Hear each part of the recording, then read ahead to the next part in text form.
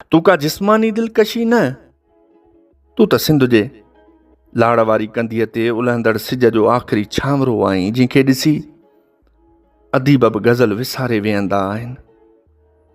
तूं मकलीअ जी मिटी वांगुरु आहीं, जंहिंमें सान सां गॾु सदियुनि जा सल्तनती ख़्वाब दफ़न थियल आहिनि, जंहिंजे क़ब्रिस्तान में हर क़बर कंहिं शाइर जो बंदु लॻंदी आहे ऐं हर मुक़बरो ॼण कंहिं बेक़रार आशिक़ जी दिलि हुजे। तूं वाज रख आहीं, जंहिंखे फ़क़ति वस्ती लाइ न पर शहादत लाइ पातो वेंदो आहे। तूं उहो रंग आहीं जंहिं ते को बि रंग ग़ालिब नथो अचे।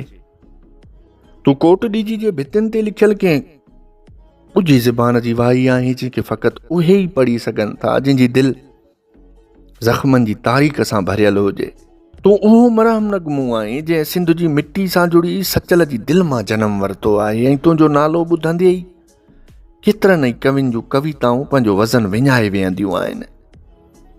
तुंहिंजे अखियुनि में सूफ़ियत जो को अहिड़ो राज़ आहे जंहिंखे पढ़ण लाइ मज़हब खां पहिरियां मोहबत जी ॼाण हुजणु घुरिजे। ऐं मां त उन धरती ते अणलिखियल दुआ आहियां, जेका दुआ हर दफ़े ई तुंहिंजे नाले सां शुरू थिए थी ऐं तुंहिंजे नरगिज़ अखियुनि जी निम में ई मुंहिंजी पुॼाणी जो आगाज़ लिखियल आहे ऐं तो ते लिखणु ॼण त ख़ामोश लफ़्ज़नि खे रतु ॾेई साहु खणाइणो आहे।